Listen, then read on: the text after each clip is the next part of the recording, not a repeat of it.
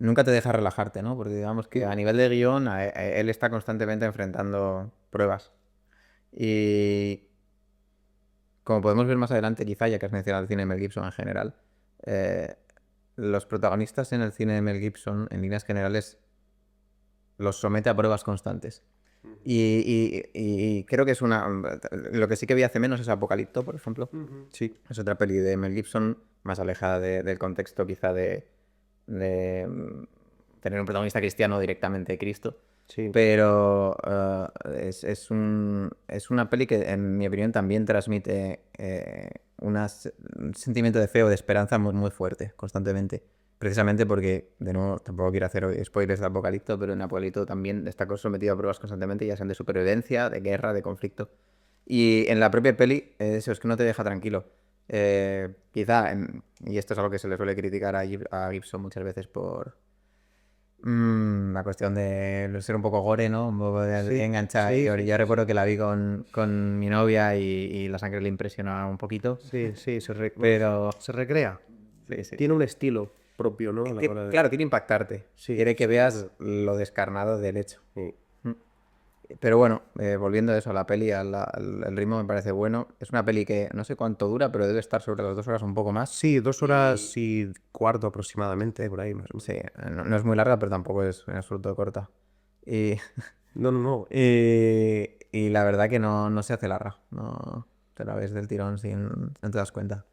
Eso en cuanto a guión, a grandes rasgos, pero luego a nivel de, ya te digo, es que Mel Gibson es un bueno transmitiendo tensión y de nuevo vuelve Apocalipto, o sea, es una persecución constante y en estos momentos, o sea, en esta otra peli, creo que en español es Hasta el último hombre, ¿no? Sí, hasta el último hombre. Em, También demuestra eso, como es capaz de construir una tensión y una prueba constante al protagonista. Hmm. Sí, yo la verdad es que de Mel Gibson se dice, ¿no? Con qué, ¿no? He visto Apocalipto, he visto Braveheart, que además protagoniza él. Sí. eh, He visto La Pasión de Cristo y he visto también, y por supuesto, El Último Hombre, ¿no? Veo que hay sobre todo un enfoque muy personal, es decir, en el sentido de que l- los protagonistas hay una, ¿cómo decir? Una fenomenología individualista en el enfoque de las películas, que en el caso, por ejemplo, que comentabais de Apocalipto, toma especial interés porque la concepción de la persona a través de la cual trabaja Mel Gibson es mm, puramente cristiana, lo cual, en principio, los pueblos precolombinos americanos no tendrían por qué comprender el sujeto en esos mismos términos, igual que no sucede en otras culturas del mundo, asiáticas o africanas, pero que en el caso de Apocalipto, como bien dice Dani, que se ve reflejada esa esperanza que en el final de la película concluye con la llegada de las carabelas, ¿no? Las embarcaciones españolas, ¿no? Pero fíjate, Y esa persona que se ve reflejada a lo largo de la historia y que es un sujeto precristiano, está enfatizada a través de algo que solo alcanza su salvación después de la llegada de esos barcos. No sé si me estoy explicando. La preservación de esos caracteres que aparecen reflejados ahí, ¿no? Porque el sentido sacrificial que tienen en los pueblos precolombinos es muy distinto al que, por ejemplo, podemos entender nosotros, ¿no? Bien, en el caso de La Pasión de Cristo, el personaje es explícito. En el caso de Braveheart, es un personaje que sacrifica por la nación, en este caso la nación escocesa. Y en el caso de Hasta el último hombre, pues ahí vemos eh, la encarnación de los ideales cristianos, es decir, el ser perfectos, ¿no? Del Evangelio, es decir, que tenemos que intentar ser como Cristo.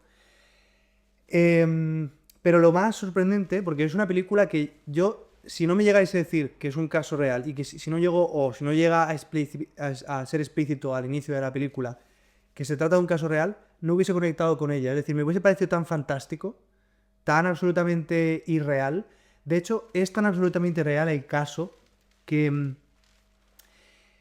yo cuando, te lo comenté ayer, Toby, que te vi y estuvimos hablando de esto, yo cuando acaba la noche pensé, bueno, habrá salvado, en la vida real habrá salvado 4 o 5 y en la película han puesto aquí una escena de como que salva a 20, que son los que salen, porque no da tiempo más. Porque es que si tienen que sacar los 75 que la vida real terminó salvando, te ocupa la hora y media de película solo con la salvación, ¿no?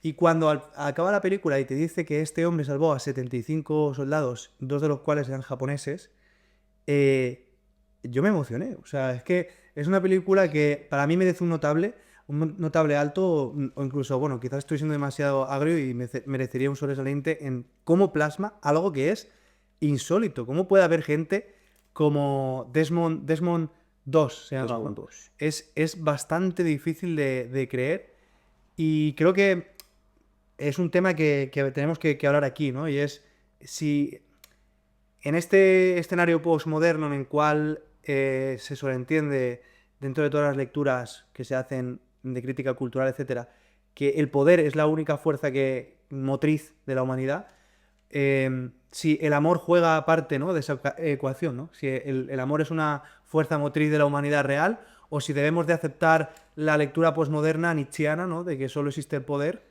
y ya está, ¿no? Que todo lo que hacemos los seres humanos es por poder, por sexo, por dominación, por tal.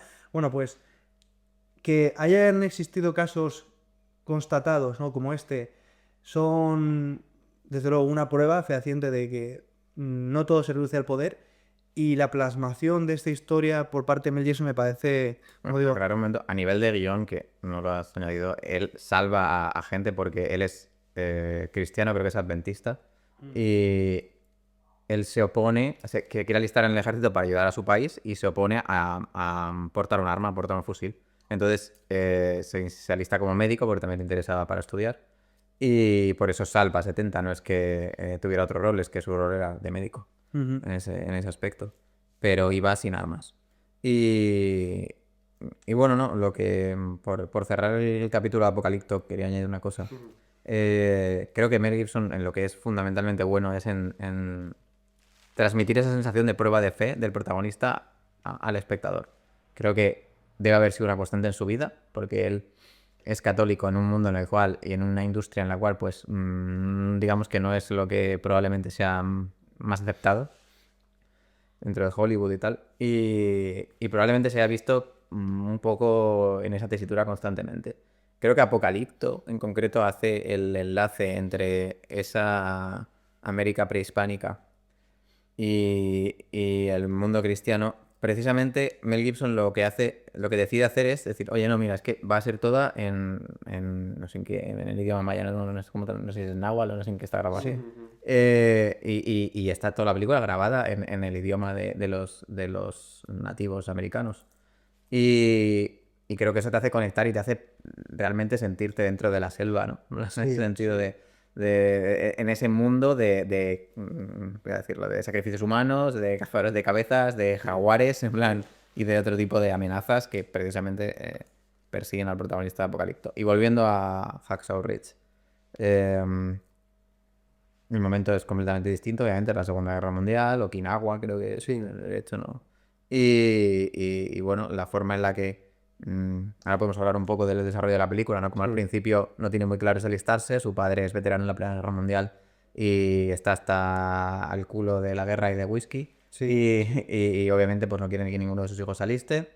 Y cómo se enamora de su mujer, de su futura mujer, cómo va al campamento de entrenamiento, el acoso y derribo que le hacen sus compañeros para que no vaya, y los oficiales igualmente, por el hecho de que una persona sin un fusil todo el ejército pensaba que era un riesgo para el resto de compañeros, ya no es que como se lo tomaban casi como una ofensa, ¿no? Entonces el maltrato psicológico y físico era constante también. Y luego de nuevo, pues ya en la segunda mitad de la película, en Okinawa, pues las hazañas épicas y como poco a poco todos sus compañeros van viendo esa es la fe del propio Dos y van convirtiendo y decir, me había equivocado contigo, por así decirlo, por enlazar con lo que has dicho, el amor funciona, amigo. En plan, muchas gracias, ¿sabes? En plan, No, yo creo que es muy eficaz en ese sentido. Es verdad que, bueno, tirando un poco del hilo del tema Mel Gibson, es interesante porque, igual que tú has dicho, que precisamente por sus creencias habrá podido tener sus problemas dentro de la industria y demás, o sus asperezas, pero, pero además une a todo esto el hecho de que el propio Mel Gibson, en cuanto a su personalidad y su forma de ser, siempre ha sido muy, entre comillas, anti-industria o anti-Hollywood. No sé si siempre, pero me baso en una serie de vídeos que yo vi hace tiempo que me interesó la figura de Mel Gibson, y tiene varias entrevistas siendo muy explícito, muchas veces muy romántico también, porque, por ejemplo, en una entrevista, me refiero a que tiene muchas salidas. declaraciones en las cuales habla en contra un poco de las tripas de la industria, lo considera algo muy maligno, lo considera algo muy oscuro, ¿no? Y de hecho, no me acuerdo muy bien con qué actor era, pero tiene una entrevista muy chula por cómo él lo cuenta también. Aquí hay un punto de... Es un buen storyteller, sí. Sí, hay un punto de morbo, digamos, de todo esto de que se cuece en las grandes industrias estadounidenses, ¿no? Todo este tema de vender tu alma al diablo y todo esto, ¿no? Pues él está muy metido dentro de esa narrativa, o al menos tiene una época de su vida en la cual, a nivel de entrevistas y tal, hablaba sobre esto. Él tiene una entrevista en la cual no me acuerdo con qué actor era, que dice que quedó con él para hablar de no sé qué movida, no me acuerdo bien, un actor muy reconocido, no me acuerdo ahora el nombre, y cuando quedó con él era en un restaurante, creo que digo, como de noche, y que cuando él estaba hablando con él, detrás, en el edificio de detrás, había como un neón así rojo o así, y él lo describía como esta presencia como maligna, ¿no? ¿Cómo él lo comenta? Por su forma de ser, él tiene este punto como de aferrarse mucho en él, en sus creencias, en sus ideas y de hecho atacar mucho cierto sistema y ciertas cúpulas de poder del entretenimiento y de hegemónicas y tal, que las considera como algo muy maligno y muy oscuro, ¿no? Y por eso su cine yo creo que tiene un punto también de cierta rebelión en el sentido de, bueno, Braveheart, por supuesto. Claramente. De rebelión y de redención de toda la Sí, industria, ¿no? exacto. Y tiene un punto él así muy Es como que potente. los personajes tienden a encarnar un perfil profético, todos ellos, ¿no? Sí. Todos los personajes asumen una aventura que se traduce en una gran obligación, Sí. en definitiva, porque no existe aventura sin contraer obligación, o por lo menos no existe aventura noble, diríamos.